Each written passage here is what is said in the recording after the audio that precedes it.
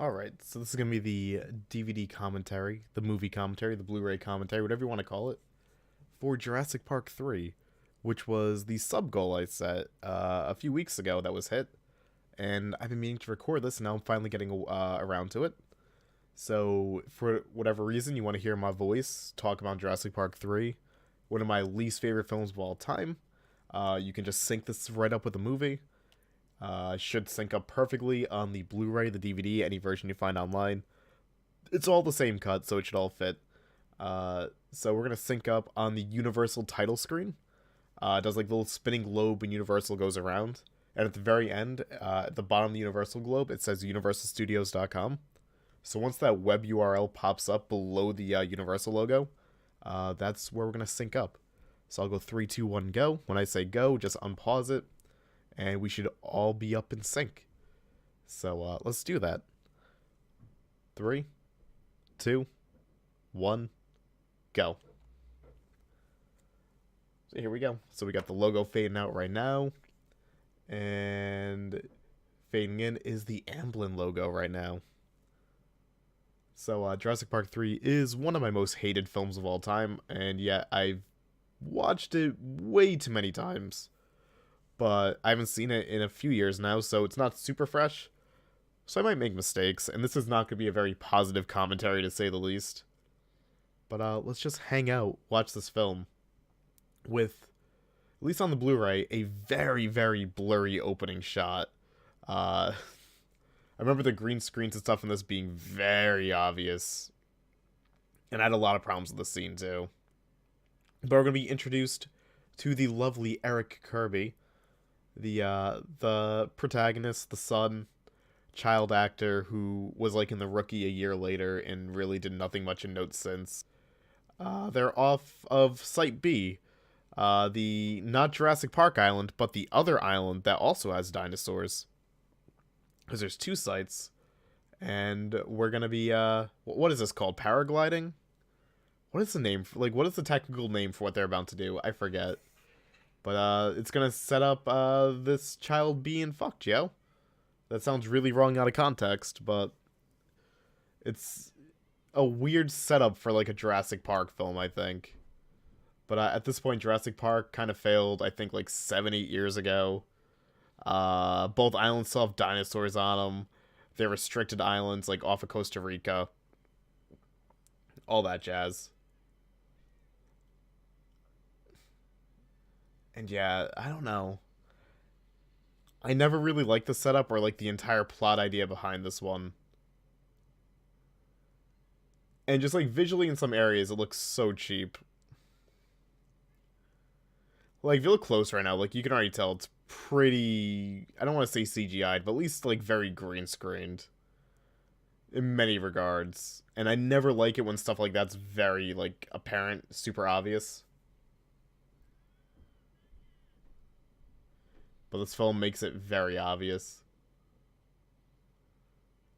Alright, so here's where the first disaster strikes. The boat's going through the fog, and for some reason, chilling in the water, in the open ocean, they haven't left for some reason. In like these 8 years, they haven't expanded out. They just stick to the coast of the island. There's unseen dinosaurs, and they're going to be wrecking carnage on this boat below them as they kind of get tugged around, and it looks weird and not right. It's just awkward looking, and there you can see you have some blood splatters. The boat's kind of torn apart, yet it's still fine, and it's gonna pretty much hit a rock and take it better than the Titanic took the iceberg. Like, it's weird. Like, everything about this scene just doesn't add up. It's weird. I get Hollywood magic, all that, but like, it just, even when I first saw this film in 2001 in theaters, when I was like 10 or 11 years old, it did not make sense in my head back then. Still doesn't make sense in my head now. Like, it gets, movie, make a good setup, but it's just not a logical or good setup to begin with. It's just weird, especially for like such a major franchise like Jurassic Park. And here's like another like very looks obvious green screen to me. Into a decent fade in actually.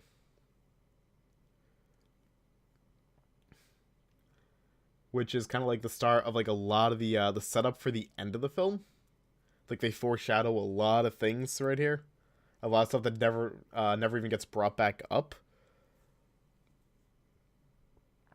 But yeah, we have Sam Neill back, Dr. Alan Grant, back at it again, and they're about to have a lovely coffee date.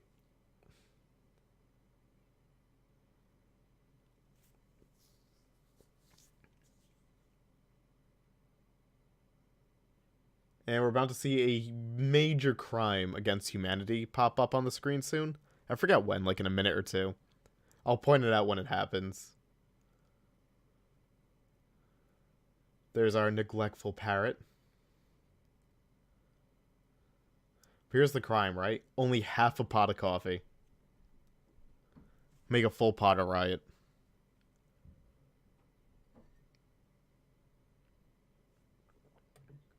But I'm a very simple man. I see a pot of coffee in a movie, I take a sip of my own like 12-hour-old coffee.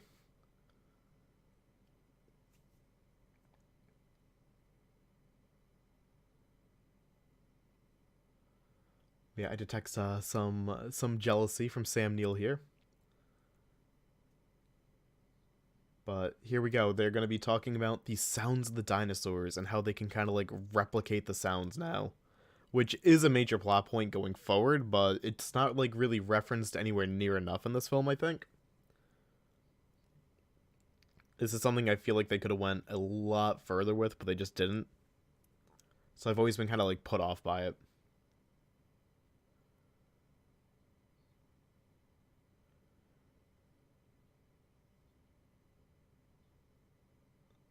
But yeah, like in Jurassic Park, like it's a thing, right? Like the Velociraptor is like always the big scary, like the big bad almost. The most brutal dinosaur, right?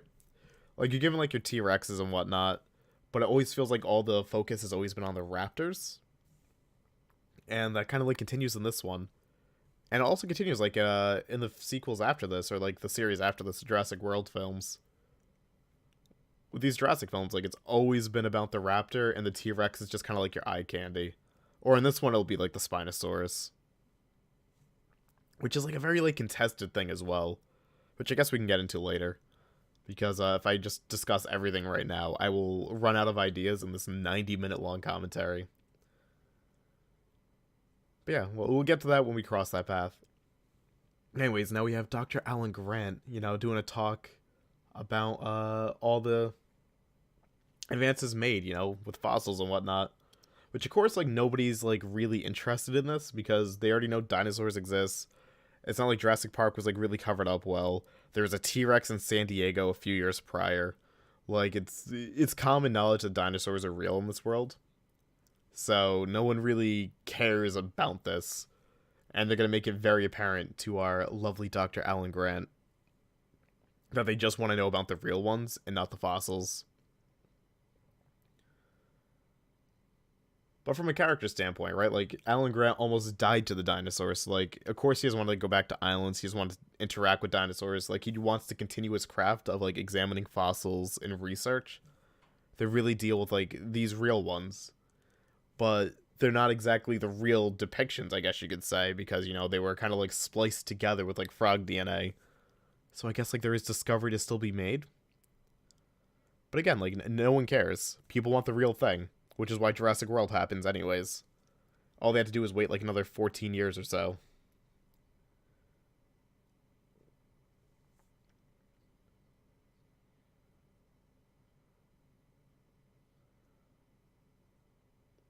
Also, with this scene, it's also that more people are interested in Jurassic Park, which never opened, than a dinosaur quite literally causing havoc on American soil.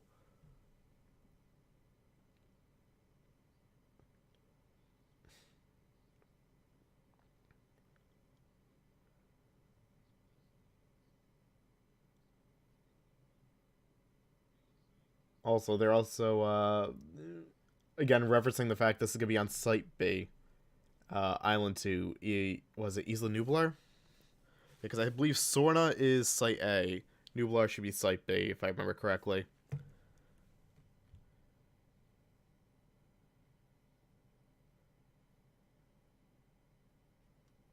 Or is Sorna Site A? I forget. She just said it too and I missed it. But there's two islands of dinosaurs on them. And the second island, which is featured in this film, is a little bit scarier, I'd say. And I kind of like hope they kind of like revisit this island at some point.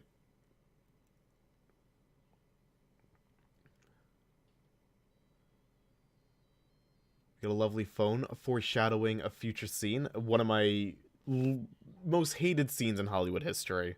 One of the most immersion breaking scenes. So that ringtone strikes me in a way that no other ringtones ever struck me.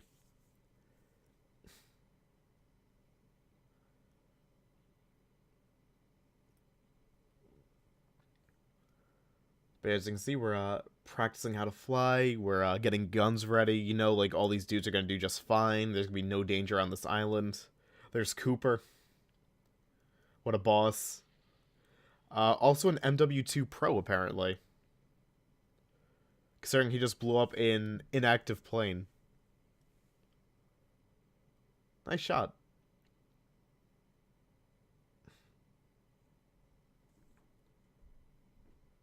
Now he's off to Montana.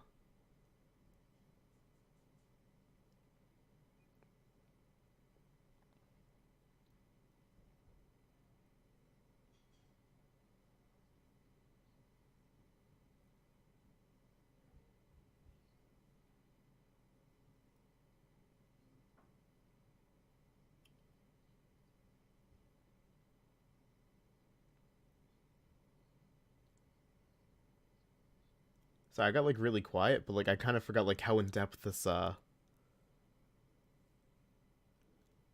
fossil digging was. These up close like, you know, toothbrush shots, all that. Forgot about all that. Been a bit.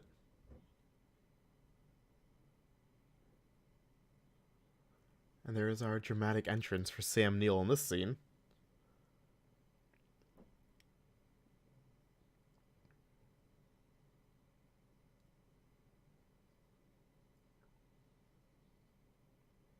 And the scene also, if I remember how the scene goes, it reminds me a lot of Jurassic Park 1.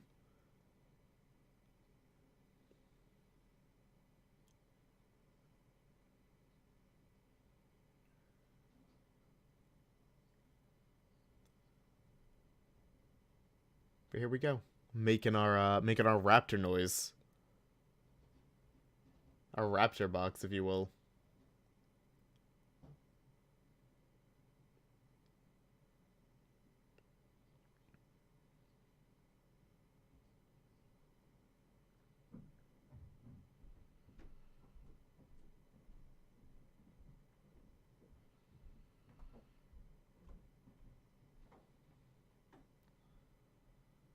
There's really like not much oomph to that noise either.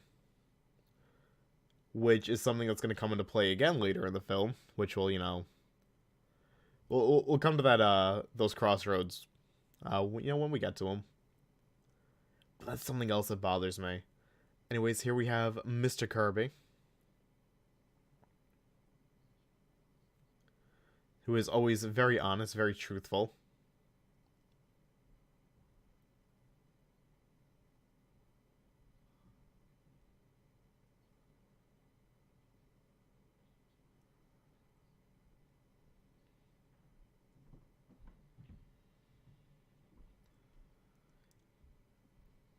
But this is exactly how Alan Grant was brought to the island the first time. Just doing his fossil digs, enjoying life, doing his job. Then someone just pops up and has an offer for him. First film, you know, helicopter lands in, wine pops come to Jurassic Park. In this one, we got people that are apparently rich bringing him to a dive bar, tricking him to fly over the island.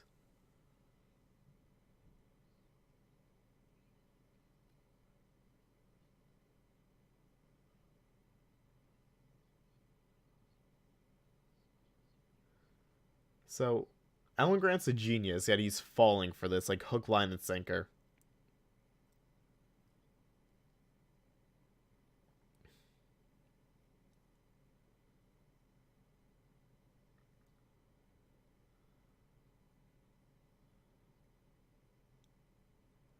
Not only that, but like they haven't even like done their research because they're bringing Alan Grant to an island he's never even been to before.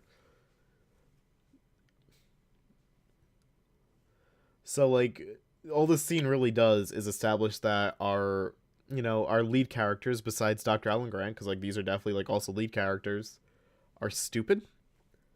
They're liars, and they have no ability to research who they're trying to hire.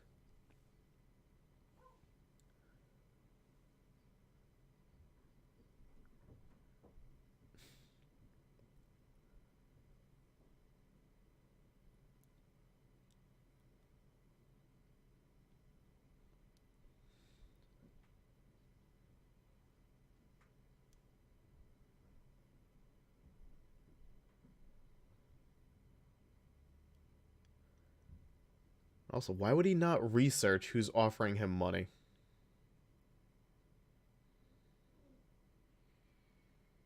Like no research, just like instant snap judgment.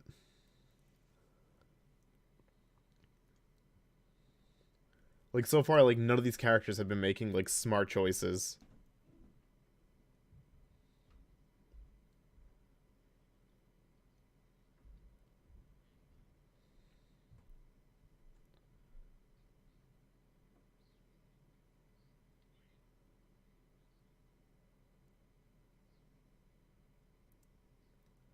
But yeah, now we're finally getting over to the island. I shouldn't say finally. Like actually, one good thing about this film is it doesn't really dabble in way too much setup.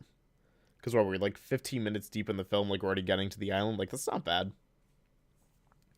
This movie like really got going quick. It's just what they have going for the film isn't much.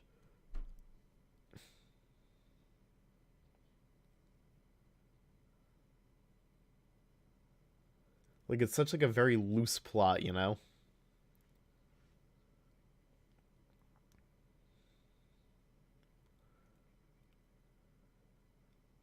I think a lot of things too is the more you watch this film, like the more just kind of like you pick out these little details, like these little but why things. And at this point, I've seen this film so many times. This entire film just became like a but why though, you know? Anyways, here comes the scariest scene in the entire film. But like, how can you not be terrified by this?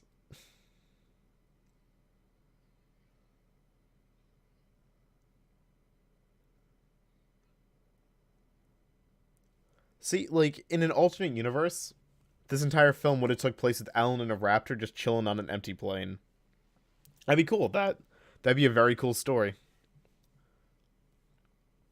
Speaking of the raptors, I hope eventually like a future like Jurassic Park or like Jurassic World, if the series does continue, like uses like the accurate designs for raptors, because like the thought to be real look for a raptor is actually kind of terrifying.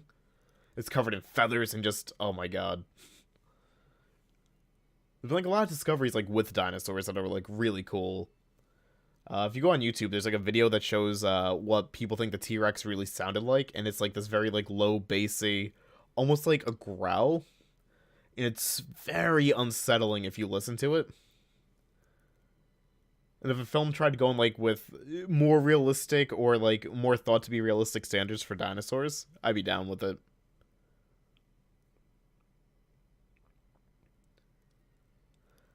Like I still love the Jurassic Park designs and like the Jurassic Park sounds, but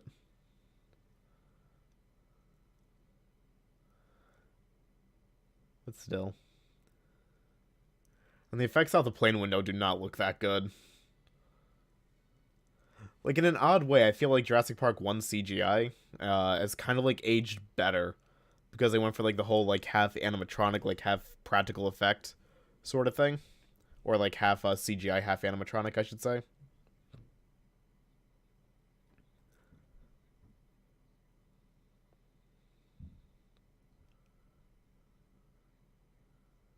But yeah, a lot of it just doesn't look that great anymore.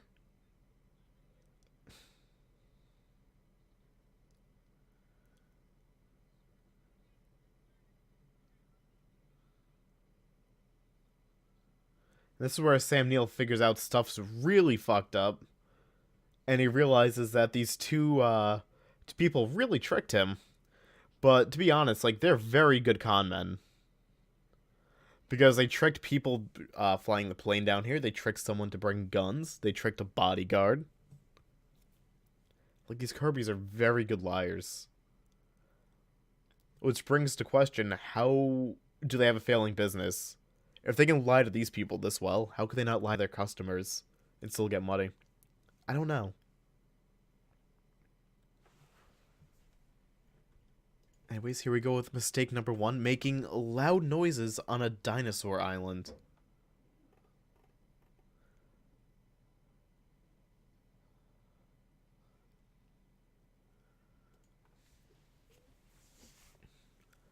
Anyways, there goes Cooper.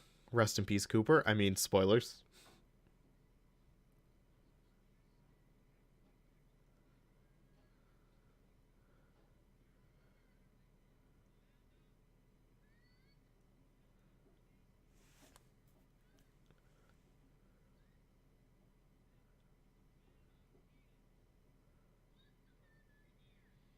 And there you go. Amanda officially established as bigger dumbass than we thought.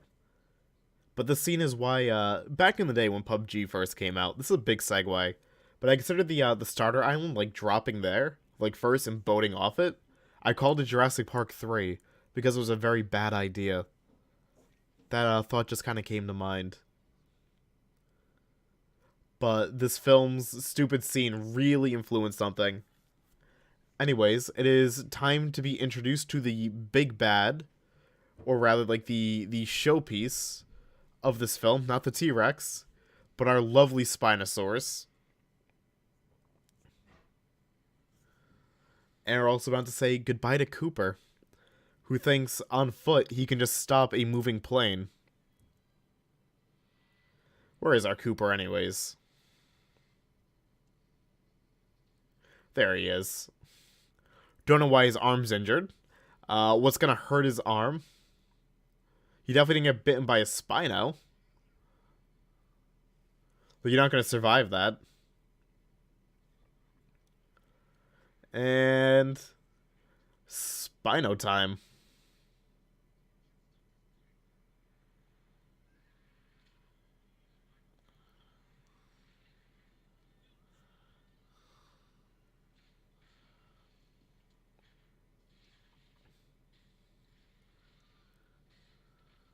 So the plane crash is really cool, right? Lands on the trees, like, you know, I'll accept it. It's fine. Like, this is how they get stranded on the island. Amanda's a dumbass, gets the attention of a Spinosaurus. But why was Cooper injured? Like, how did he get injured? If the Spinosaurus even hit him, like, once or bit him once, he was dead.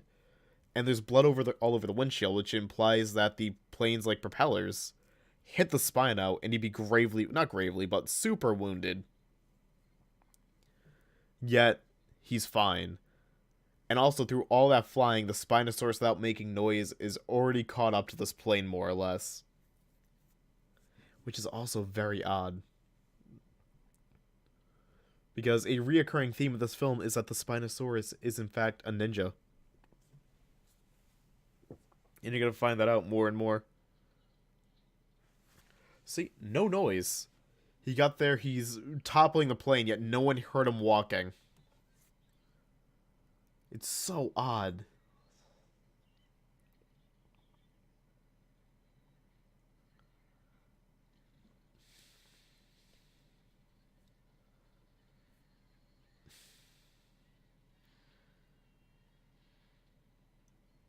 And not only that, but the Spinosaurus knew to come back to this plane. There's no scent, really.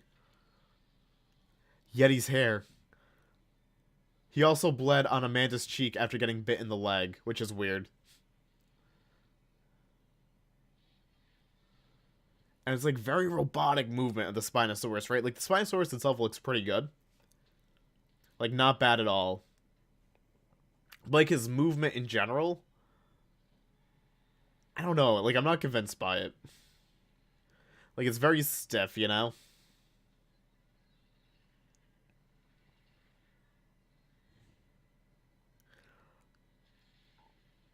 But honestly, like all things considered though, for the scene outside of like the weird movement and like some like the weirdness of like how he shows up, It's a decent like introduction to our Spino. And it's like establishing the fact that like he's not to be fucked with. So I never had a problem with the Spinosaurus. I think the design's really cool. I kind of wish the Spino would make a comeback. It was a really ballsy move to dump the T-Rex in favor of him. And to me, I thought it was a great idea. Like, seeing it in practice, I think it's great. Because, like, in Jurassic Park, the T-Rex is, like, borderline the hero now, you know? Like, no one's gonna root against a T-Rex. People are gonna root against a Spinosaurus. Because, like, what even is a Spinosaurus? So it was a good move, I think.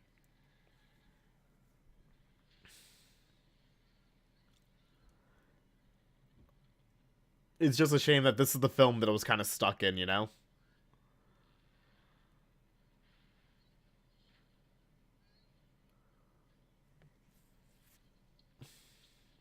And with, like, how the dinosaurs moving is, I wonder, like, how much of this is, like, actually just animatronic. Because I know this film does do, like, some animatronic work. I'm fairly certain of it. Which would explain, like, the stiff movement.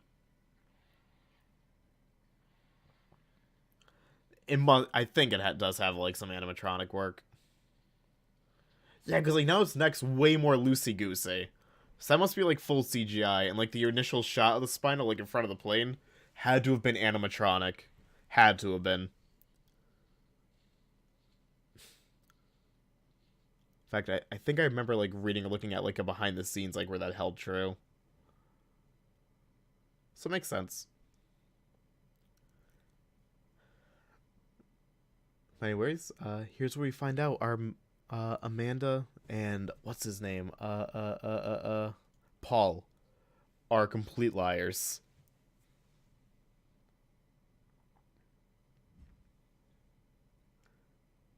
And there's our T-Rex.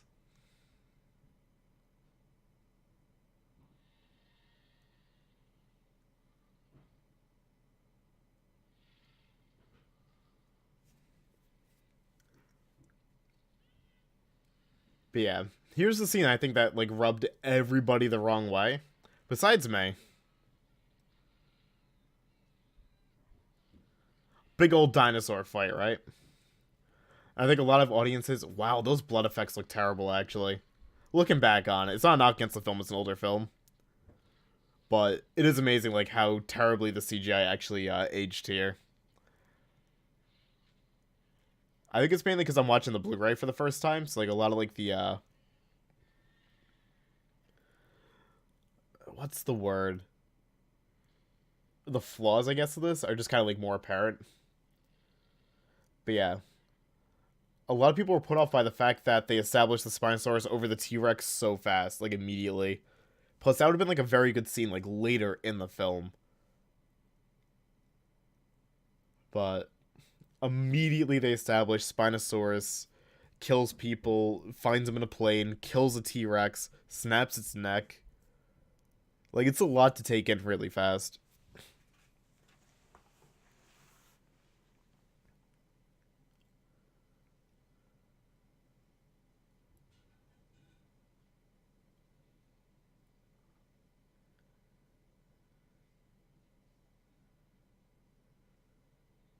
Ooh.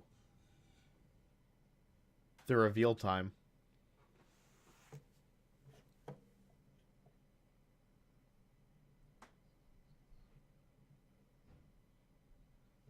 So Billy over there has like a big smirk on his face. It's like, you're so stupid. Which I don't know if like this is the time for it.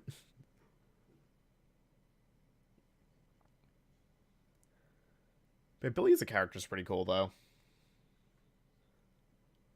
But he's also the reason why this is even happening, because he encouraged Sam Neill to come here.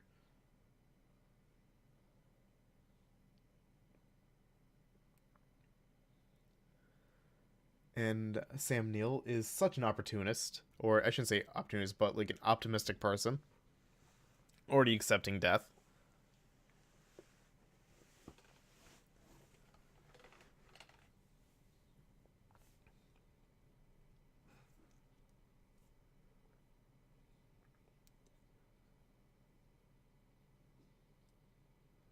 And those runs, though, beautiful.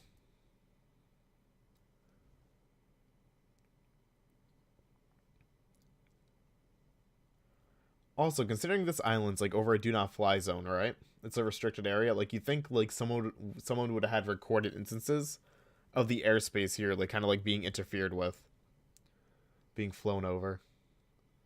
Like you think the governments would kind of know.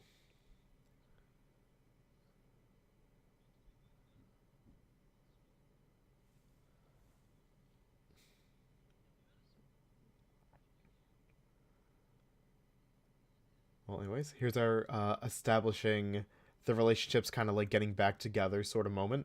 Not the let's go to a private island find our son, like that didn't establish like a reunion, but the awkward shirtless in the woods, how much weight did you lose conversation that really kickstarted it.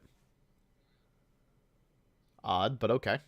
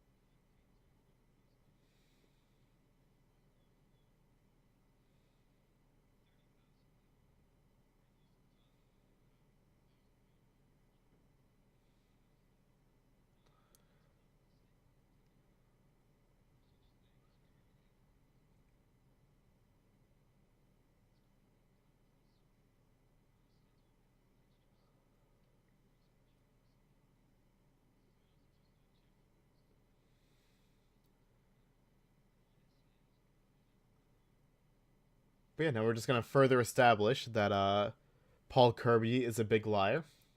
As we're trying to build him as a little bit more likable now, trying to get you on his side and like Amanda's side for the relationship. They're just gonna further also affirm that he's a liar and full of shit. A lot of mixed signals with those characters, which is why I'm like so like indifferent towards them.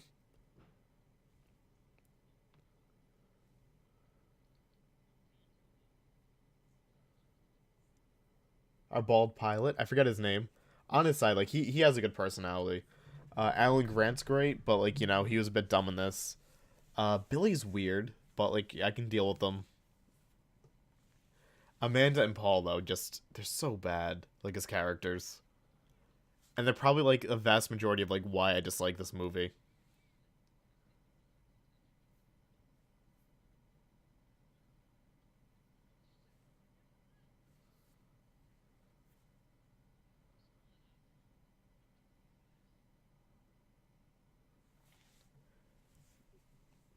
All right, so here's a thing that bothered me a lot the first time I watched the film.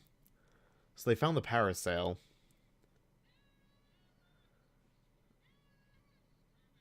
So she hasn't learned that making loud noises is bad. Like, again, stupid. Why would you yell? You almost got everybody killed the last time, and you pretty much already do have everyone killed because of that. Like, calm down.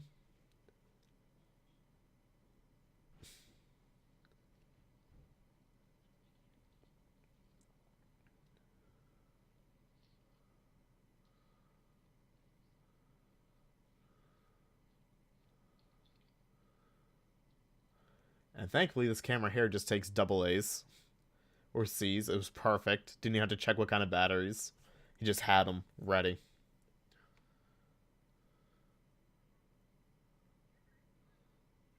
It's also very lucky that this camera has endured the weather, because apparently it's never rained, it's never been stepped on, nothing's harmed this camera in all this time.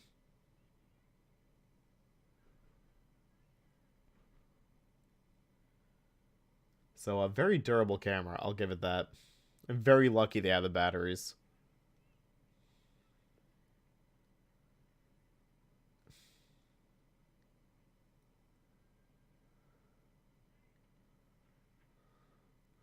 Okay, it looks like he fell like a grand total of like 3 inches.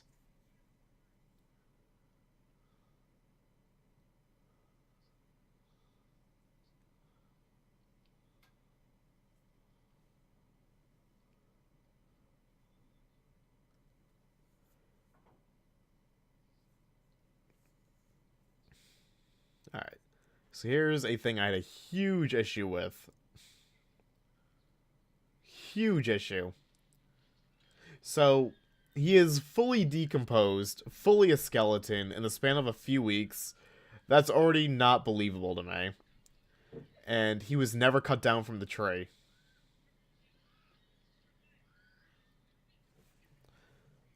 So like did like Eric just kind of like leave him? Like he just left him in the tree, like never tried cutting him down? And like how did he decompose so fast? Like what ate him? Like he's up a tree and looks like the parasail was completely undisturbed. Like it's just nonsense. I'm not sure like why that was like even a part of the film. Like establish maybe the dude got eaten by a dinosaur, something. But to be left in a tree and fully decomposed in like 8 weeks or 6 weeks or however long it's been, very just weird. It felt like they just needed that character but didn't know how to write him out properly, so they just said fuck it, let's just say he never existed and just do something stupid.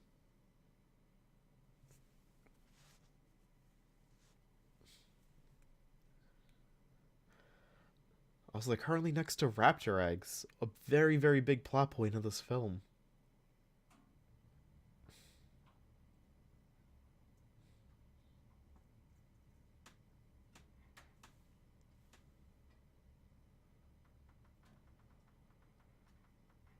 Oh yes, make loud noises again.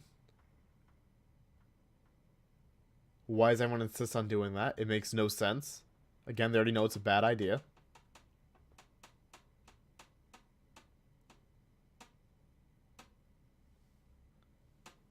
Someone's creaking around me right now. I don't know what that is. I think my mic picked it up too.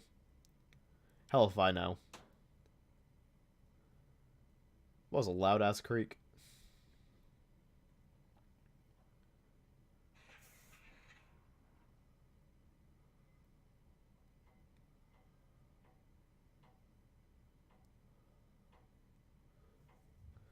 So, remember when I said Billy is a very likable, easy character to get along with? You know, a little bit out there. This is where he goes full on stupid.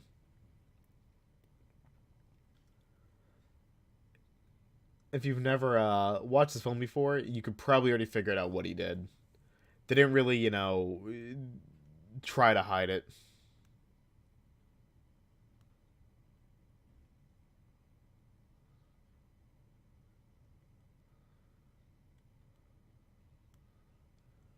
So there we go. Billy is now established as a dumbass because he thought it would be a good idea to steal some babies.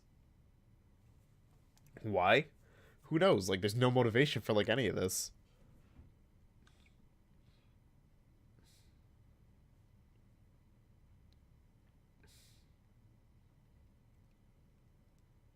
Here we go to a lovely InGen research facility that seemed to be miles away. Yet it was a very calm 3-second walk according to movie magic. No drama at all walking through all that. Like, you think there'd be a few more dinosaurs roaming around, considering this place has been abandoned for years. They've been able to breed just fine.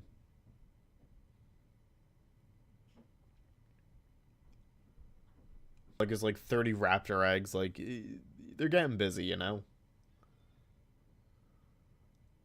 There we go again with loud noises. No one learns.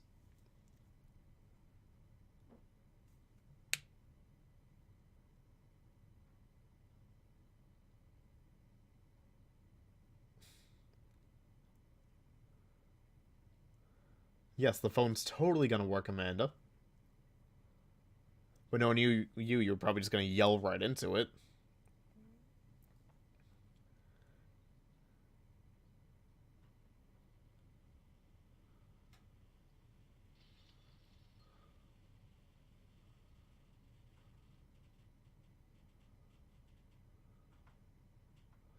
Yes, you're gonna be able to put money in a machine without any power.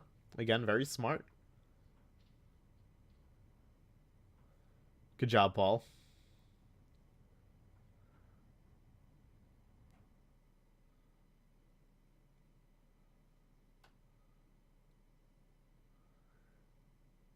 What What are they eating? So that looks like modern M&M packages actually, or like modern to the day packages.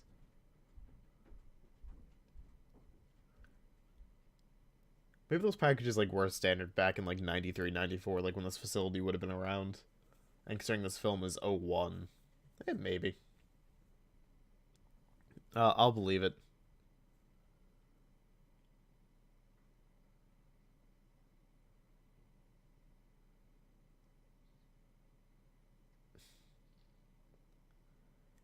A reference to the Dr. Ian Malcolm line from Jurassic Park 1, where you play God.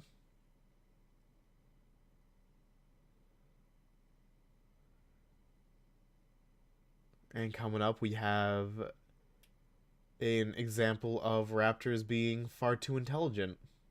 And by intelligent, I mean just like jokey jokesters.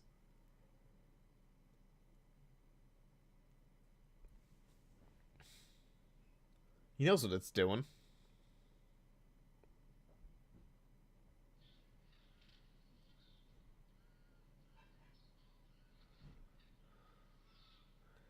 Somewhat nonsense, but you know what? I'll allow it. Raptors in Jurassic Park always had free reign just to be kind of stupid. And it's kind of like why they're so appealing, I guess. Like they've always tried to make them out to be way too intelligent. And I think that's kind of like their big draw, like their big appeal. So I don't know, I'm into it, you know what? Usually I'd like dismiss something like that as being stupid, but it seems right.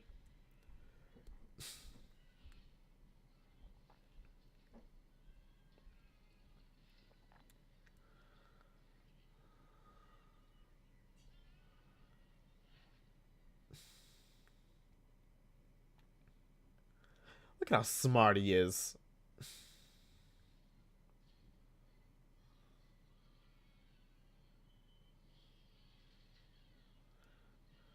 Alright, so now the raptor totally can't climb back up, even though he's gonna drop himself down there anyways.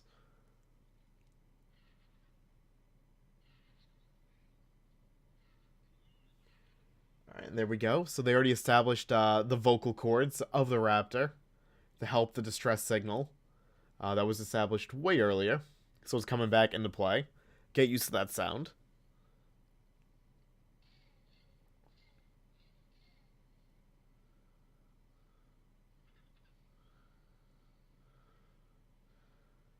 But thankfully, thankfully Amanda can just like out distress call him. No problem. She's far louder. At least those raptors are polite and, keep like a nice calm indoor voice.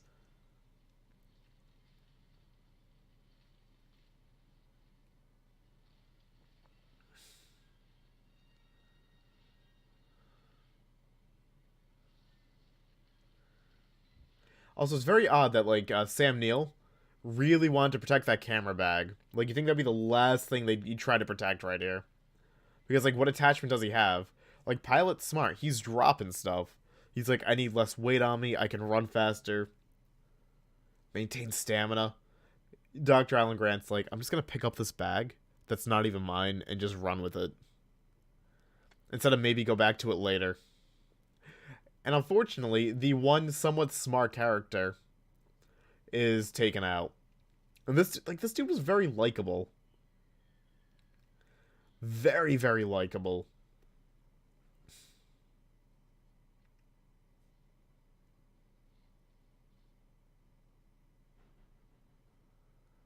They took him out. Feels bad, man.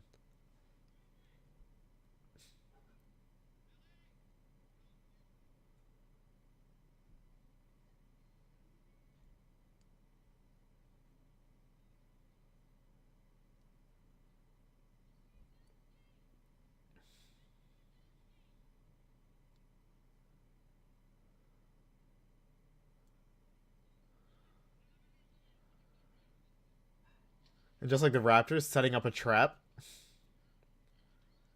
So again, we have learned that Amanda Kirby is stupid. And probably should have got eaten by the Raptors instead. They've done everything in their power to make her as unlikable as a character as possible. And I'm pretty sure if you just like deleted her from the film, this film would just be magically, I'd say, at least 30 or 40% more enjoyable. I think she has to be like the biggest flaw, just because like she's written so terribly.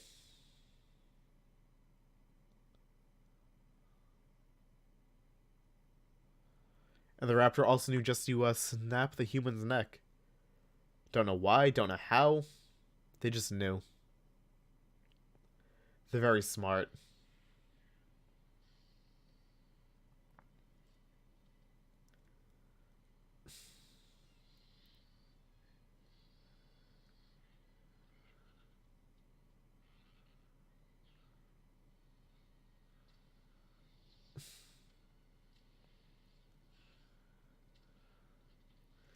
And enter our hero of the story, our badass. The kid that can collect T-Rex but is scared of a compy. Our lovely Eric Kirby, who is far too resourceful and knowledgeable of this land, and is somehow alive. Who knows?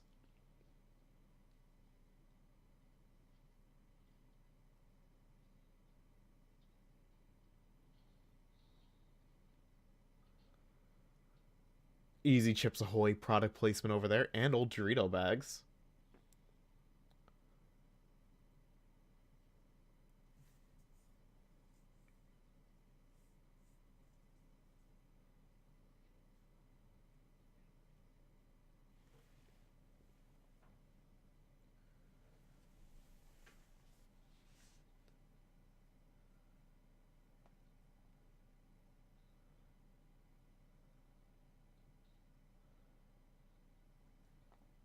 The shot's been good though, making lanterns last. Although I'm not sure if the lantern's very necessary right now. They have a big open door. It's plenty bright in there. But again, like he's knowledgeable, you know? He's smarter than his parents.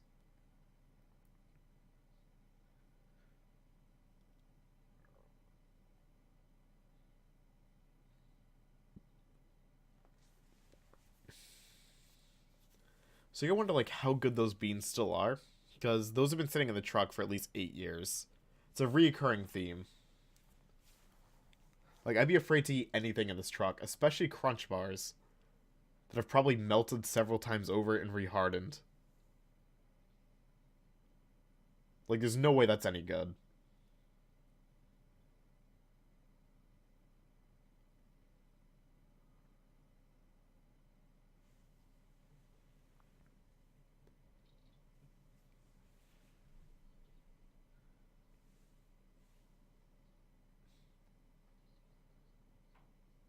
But it's amazing like how well that candy bar held up.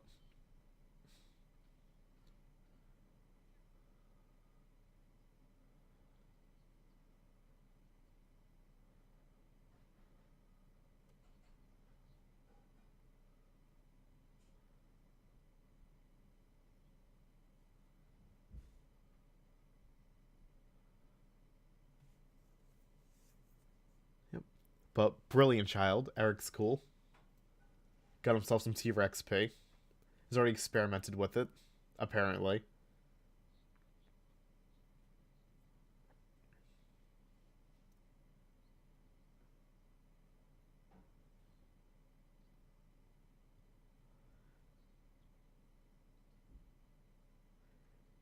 This child's just sad because he knows if he gets rescued, he's gonna have to catch up with a lot of schoolwork. 8 weeks is a lot of time to make up. And you also gotta wonder why this kid was like paragliding off the coast of Costa Rica by a restricted island when he's American, and again, still definitely in school. Like who knows how this happens, but I'll let it slide.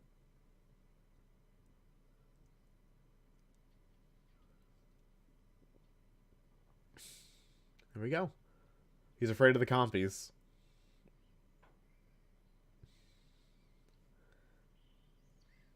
But the compies are awesome. I believe it was compies like in the start of like Lost World as well. Was it Compy? I think it was Compy's. But the tiny dinosaurs are scary.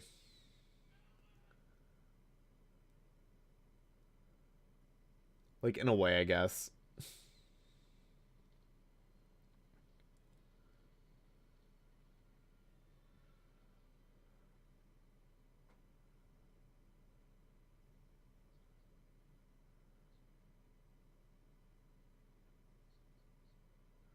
So they've been up in this tree this entire day. No problem. Raptors are probably still down there. I honestly can't remember if they are or not.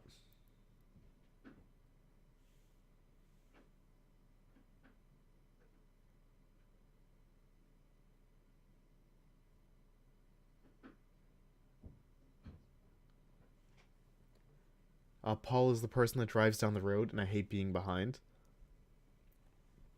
I would say 5 under is probably, more dangerous than 5 over. I'm definitely one of those goes 5 over kind of people. So when I have someone going 5 under, ugh. I hate him so much. Like, he is now an Amanda tier to me.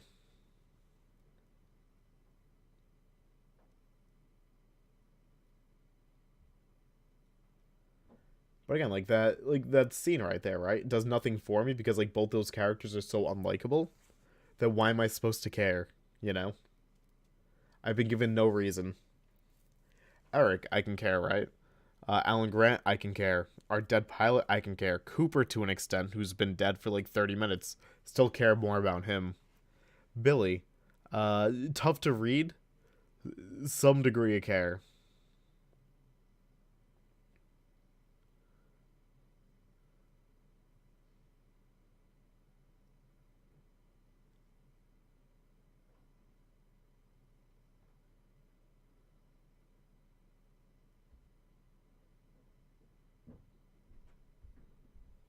It's just so tough to find the care, though, for like any other character. I should say that. Sorry, words got jumbled. It's easy to find care for every character besides them. Like on some level. And like I know I've been stuck on the topic, but like it's such a major part of the film. That's tough like not to just discuss that, you know?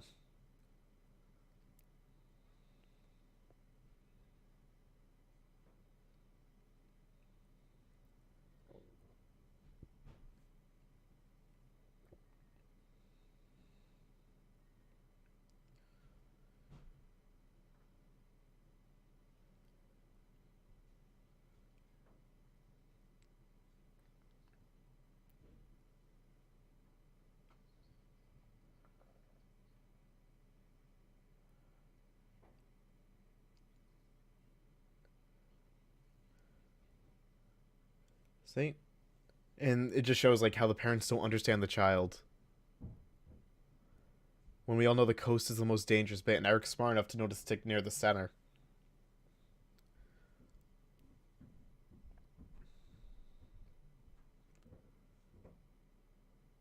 Like it's amazing like how this kid's like the smartest one.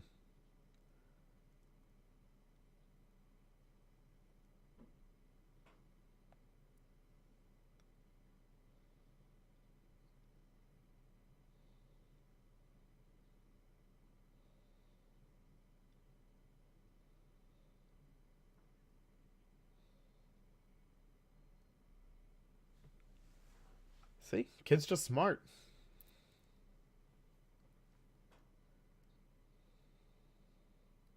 All right, so here is my most hated film and anything film ever. I've actually bitched about the scene on YouTube like 12 years ago, maybe more, and it has like 600,000 views now because of how much I hate it. So we have this loud ringtone happening, right? Super loud ringtone. And we'll wait for the scene to progress. It kills me every time. But just keep in mind that all you hear is the ringtone, and that's it. At least from Eric's side. No footsteps, no breathing. And look in the background of Sam Neill and I always say Sam Neill. Let's just say Alan Grant, his character name. Behind Alan and Eric, and notice how there's nothing behind them in any of these shots, right? Just keep that in mind, and you hear no footsteps. All you hear is the phone, right? This is when the nonsense really picks up. Again, nothing behind them. Nothing in the trees at all. Alan even just directly looked where the danger's about to be. Without a problem.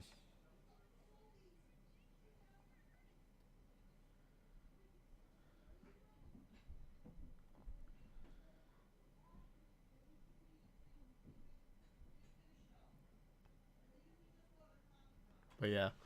Alright, here we go. Here's the reveal. Again, no footsteps, there's nothing in the background at any of these points. Yet you're gonna tell me that that motherfucker just ninja'd up there. No. So either this Spinosaurus is a ghost, it understands teleportation, and phase walks. I don't get it. And also, how is the ringtone so clear once inside its stomach? Like, that phone is in its stomach, yet it's that clear? Clearer than its footsteps, which are apparently not existent?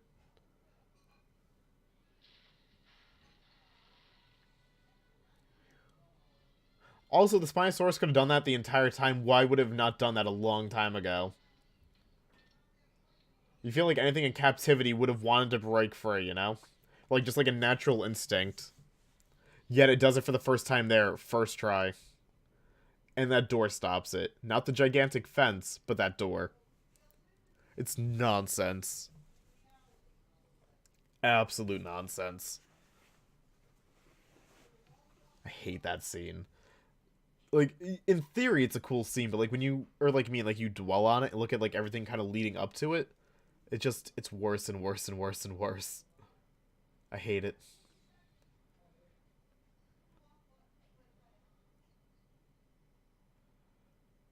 And here's our reveal of Billy. Billy revealing that the raptors chasing after him is pretty much his fault.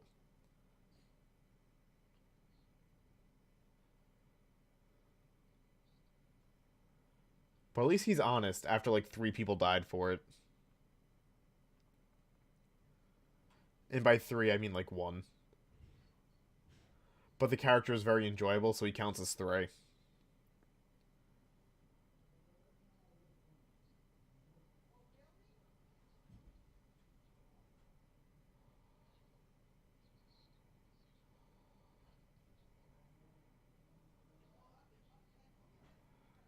Oh, Billy.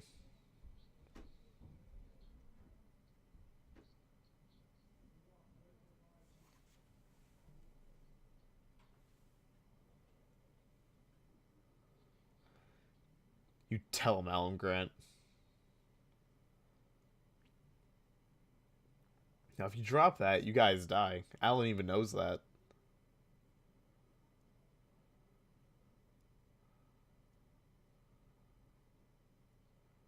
That or now he's getting greedy.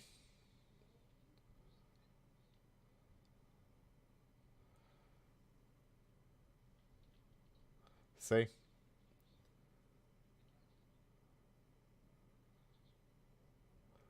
Alan's too smart. See, it wasn't greed. I was rusing you. I was leading you on. Alan understands. This man did not survive Jurassic Park and Event Horizon for nothing. Did he survive at Event Horizon? I forget. We're gonna go with that narrative. I forget which way it went, but Sam Neill is such a badass that he is practically immortal, even in films he might have died in. I honestly don't remember. I haven't watched Event Horizon in so long. Maybe I'll watch that like after this film. What has Sam Neill even been up to lately? I'm curious.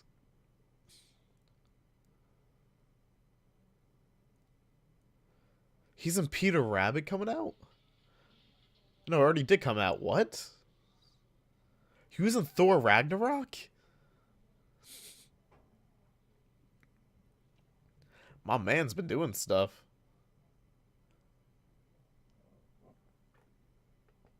Cool. Anyways, as we're about to find out, they are in a gigantic bird cage right now. The scene is actually very cool.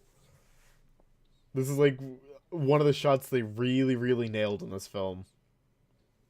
It's one of like the only like true highlights. And there goes Alan Grant into Silent Hill, completely disappearing. I would not want to walk down that catwalk though for literally anything. It seems unstable, seems like it's gonna fall apart. It is completely rusted through, basically. It seems very irresponsible to walk down it. And I'm surprised Alan hasn't even noticed like the amount of bird shit like on the railings. It's very obvious they've been pooing everywhere.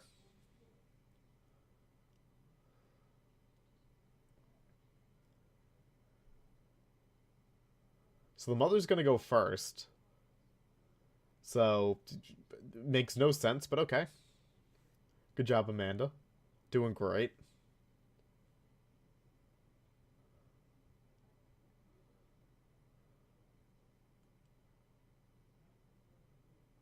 Again, I feel nothing with like this tension between Amanda and Paul because again, they're just awful.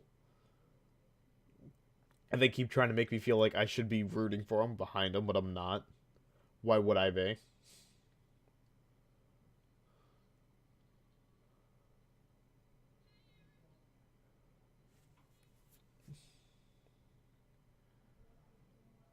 And it's about time for Alan to drop a truth bomb on us. You should have noticed this a long time ago.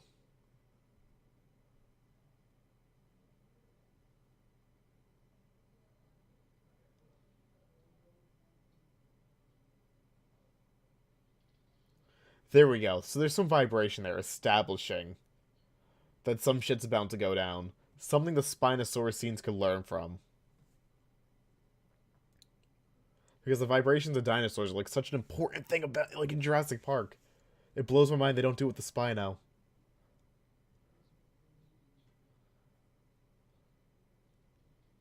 But look at this.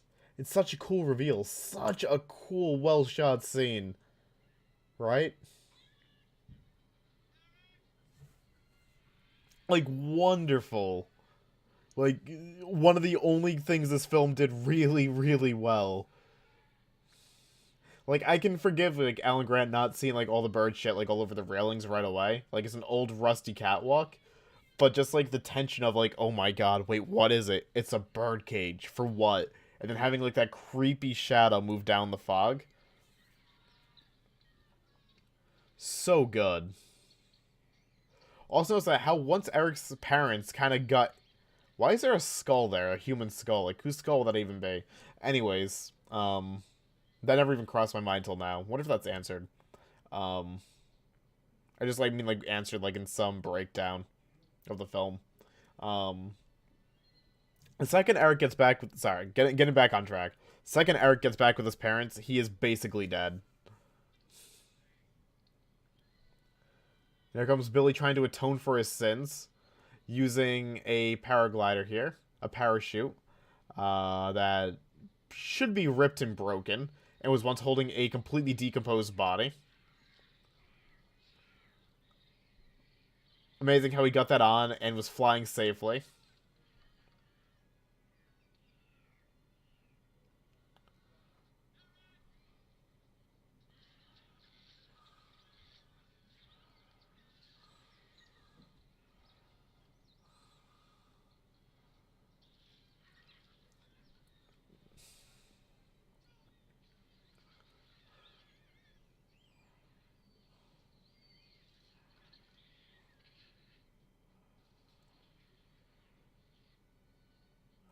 Alright, there we go. We're completely rusted through here. Completely broken apart. I'm honestly surprised, like, this entire catwalk hasn't fallen apart yet. Like, you think, like, the birds would have landed on that multiple times by now. And would have broken that through by now. But you know what? Whatever. It's fine.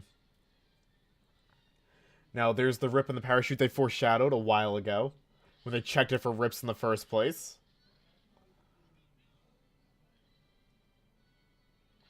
Just kick the kid off you. What's the worst that could happen? Right into the water with who knows what even in it.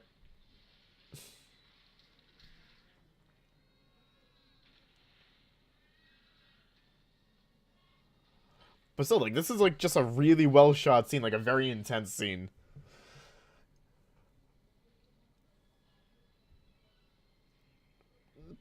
It's just that, the whole flying dinos never did it for me. The old pterodactyls just... It doesn't do it for me. Are they pterodactyls in this? I forget. Is it? Hold.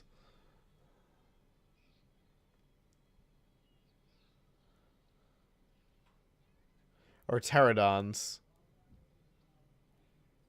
Pteranodons. There we go. That's what they are. Had to fact check.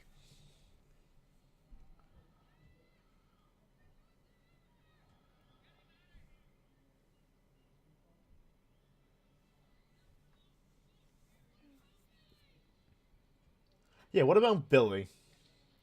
The one that got him into the majority of this mess, especially with the Velociraptors. What about him?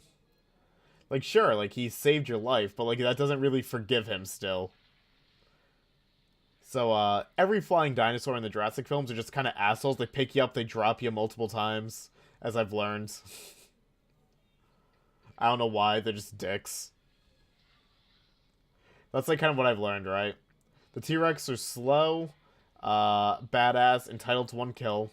Same thing with, like, the Spino. The Raptors are very intelligent and brutal. The small ones always have, like, that one little scene, like, where they just start tearing things apart. And any flying dinosaur, they're just dicks. Absolute dicks. So I can, you know what? I'm alright with them. They're okay. She'd even lock the door. We just, like, point out that she'd even, like, try and latch it.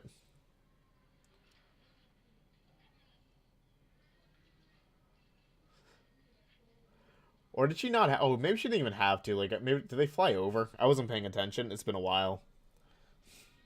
I just, like, want to give Amanda shit for, like, everything, if possible. I hate her so much. Oh, nope. Nope, you're right. She should have latched it. I forgot that was actually a plot point. Completely, honestly, and truly forgot that was a plot point.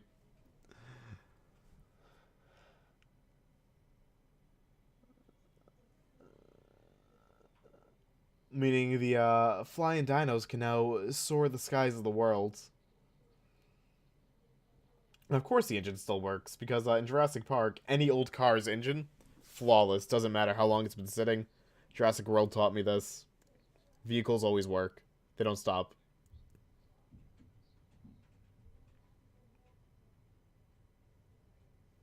But yeah, that was probably like the best shot scene in this film. And like probably the highlight. Not bad.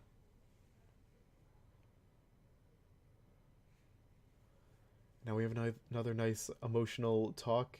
A pep talk between Alan Grant and Eric Kirby.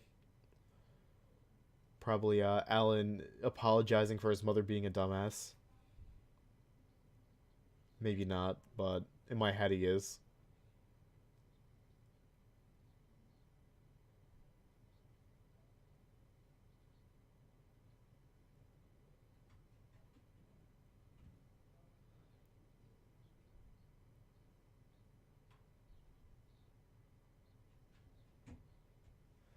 But yeah, his only excuse for Billy is that he's young. I mean, he was stupid. Greedy. Misguided.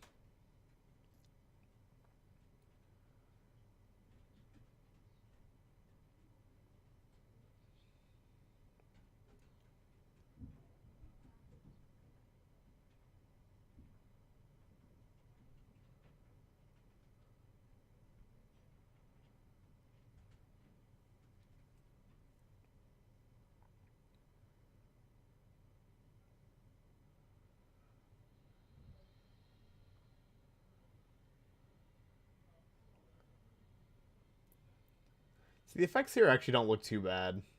Although, what's the armored dinosaur? The kind of like the frontline dinosaur they just had. He looks a bit out of place. Like those don't look like they blend in with the environment too well. The brontosaurus and stuff, like that's fine.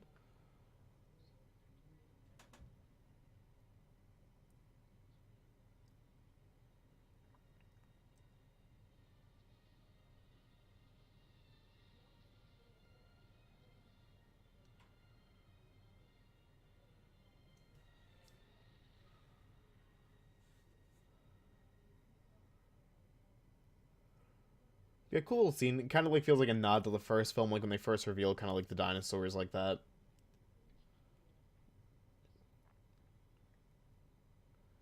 And here we go again with the phone. What are the chances? So now that they hear that, they know the Spinosaurus has been here recently. Like, that would really alarm me. And a nice steaming pile of shit. Perfect. This would be a good Mario Party minigame, actually. Search the dung.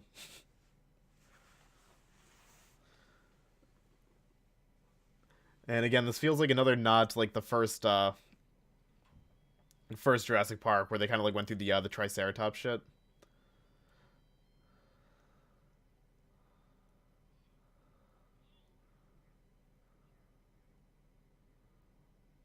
It's also amazing that like everything is fine still, you know. The phone's fine, the sunglasses were fine.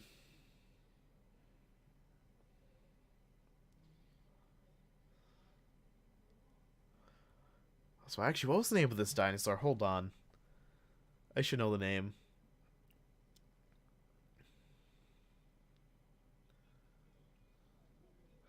Oh, they don't even mention it like in the plot overview, but I feel like that was the dinosaur they tried hunting down in the Disney dinosaur ride. It looks similar. I don't know if it was or not. But it's a cool looking dino regardless.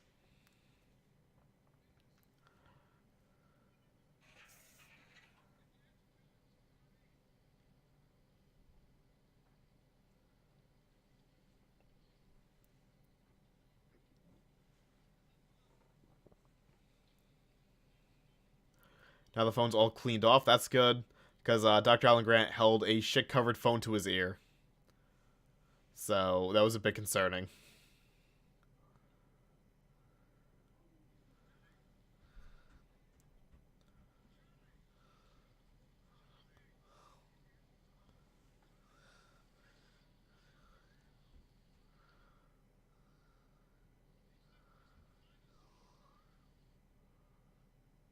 Here we go. Now your entire life relies on this like 3-year-old.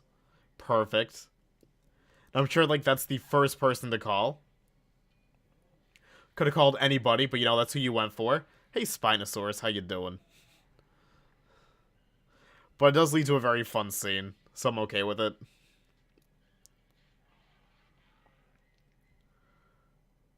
And look, they're in a good old Spinosaurus cage.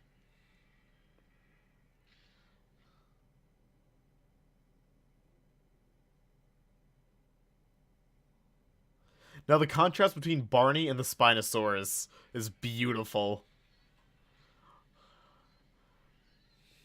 And honestly, if they wanted to put Barney, you know, like in this movie, like as like a real like deadly dinosaur, I'd be down. Is Barney like even still a thing? I don't even know. But Barney was the shit when I was young. He was the shit. Who needs Teletubbies? Team Barney for life. No question.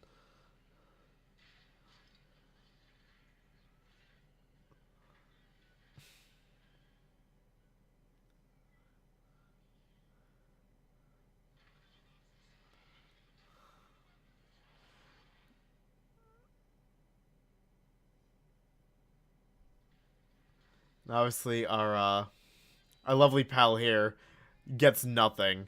You know, gets no response on the phone, hears nothing. Yeah, she just knows something's wrong, obviously. Right?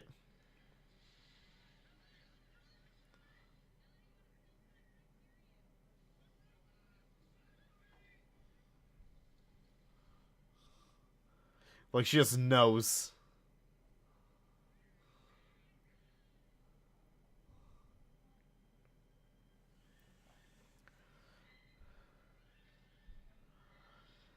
That's all she needed. But yeah, like, they introduced her, like, what, in the first, like, 5 minutes of the film? And she comes back in, like, the last 5 minutes. Like, 10 minutes, however long this movie has left.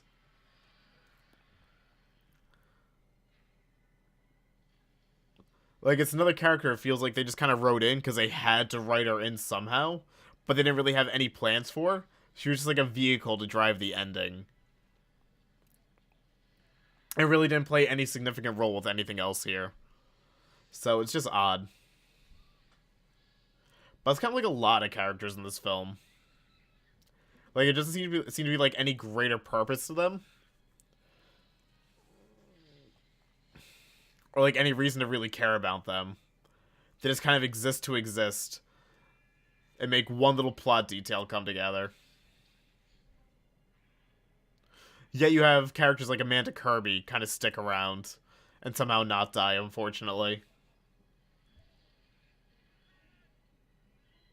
Haven't made it clear I really hate her as a character. I kind of wish the Spinosaurus got her.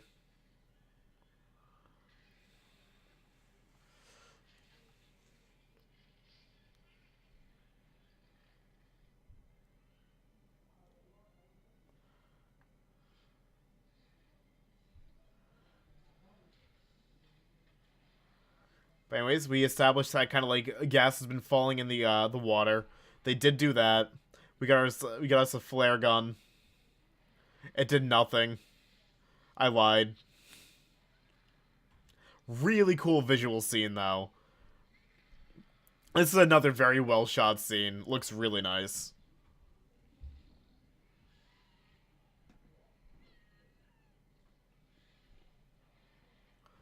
And I would definitely say like the Spinosaurus way scarier than the T-Rex. Way more destructive. Way more unpredictable. Like, you can't hate it. Really cool scene.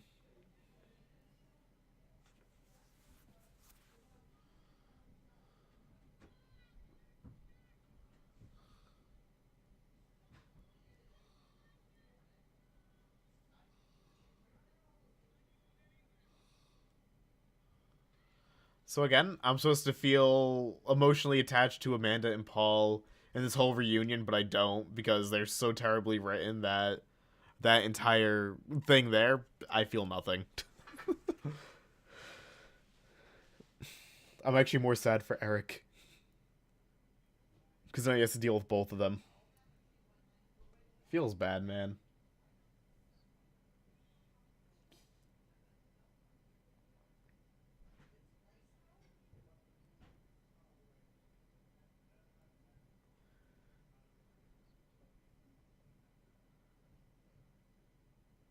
Here we go again. Nice family bonding reunion time.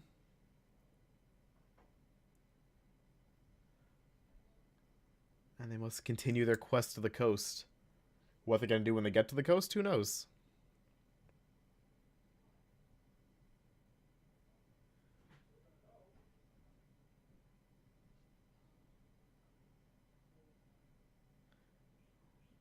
Well, here we go.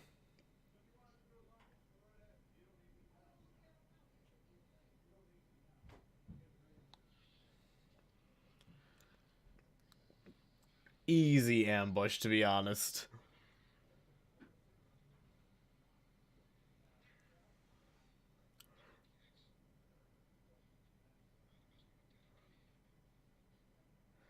But yeah, we'll see if the Raptor's nice and forgiving. Who knows? But Billy basically got him killed, even at this point. Good job, Billy.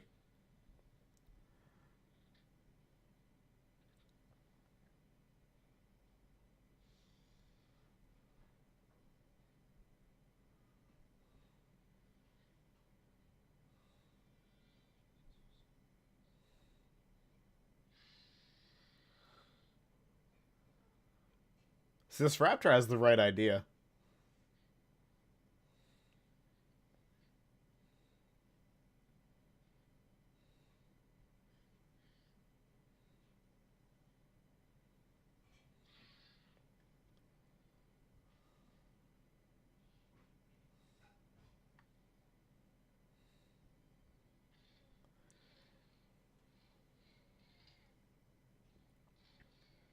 So it's actually a miracle they haven't been mauled yet.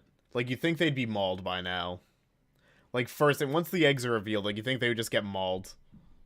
Like, no question. The Raptors have shown no mercy in these films up to this point. Yet now they're kind of, like, taking their time. Like, it's weird.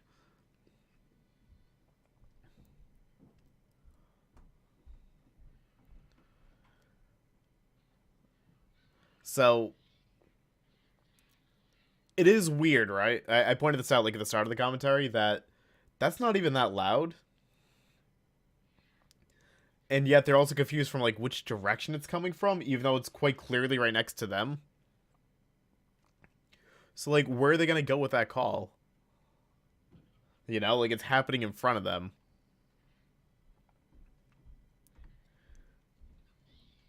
Like, they can figure out, like, how to set up, like, an ambush, sneak up, play dead, uh, set a trap, yet they can't figure out that that dude is, and by that dude I mean Alan Grant, is playing a distress signal in their face. It's weird. I've said it's weird a lot during this film, but it really is. There's just, like, so many, like, little things in this film that just don't add up.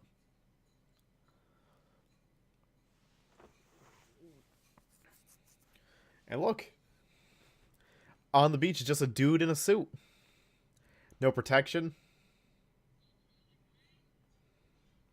So, how would he even get, like, on the beach like that, right?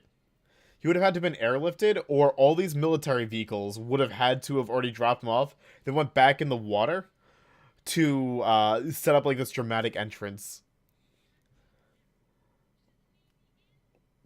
And why would the Navy and the Marines come here? Because not Alan, but Amanda and Paul, like, were told to accept the fact their kid was probably dead. Yet somehow she gets the freaking Navy and Marines here. I don't get it. Like, why? And how? And how'd they get Billy? It's such a cheesy ending scene.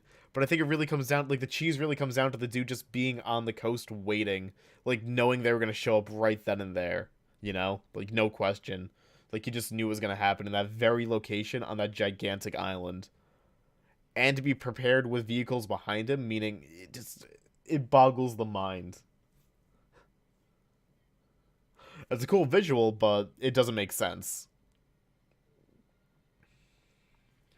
And do they lift all these people out to the island just to kind of, like, walk on the beach for 3 seconds and go back? Like, what was the point of getting all those people?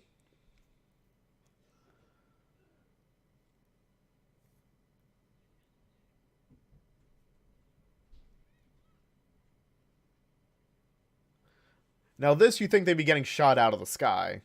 Like, you have the Marines and the Navy here, and they obviously don't want those coming anywhere close to mainland.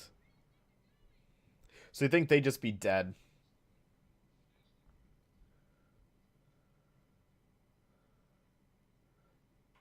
It's like, it's like the water dinosaurs. Like, why do they stick near the island at the start?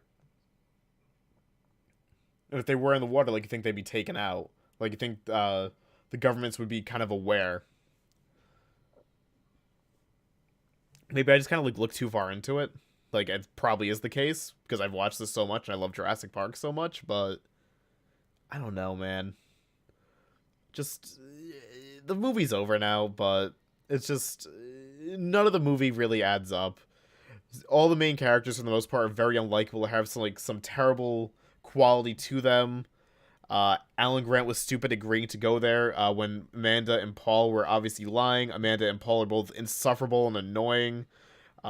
Billy made a lot of bad choices and tried to redeem himself, but at the end of the day, he caused a lot of that mess to happen. The pilot was pretty cool, but, like, why would he agree to land on Dinosaur Island? And, like, you think he'd know that Alan Grant was kind of kidnapped. I guess Cooper was alright, maybe. But, like, how was a mercenary like Cooper tricked? Like, you think he cashed the checks first? Why did the paragliding guy fully decompose? Why was the camera still good?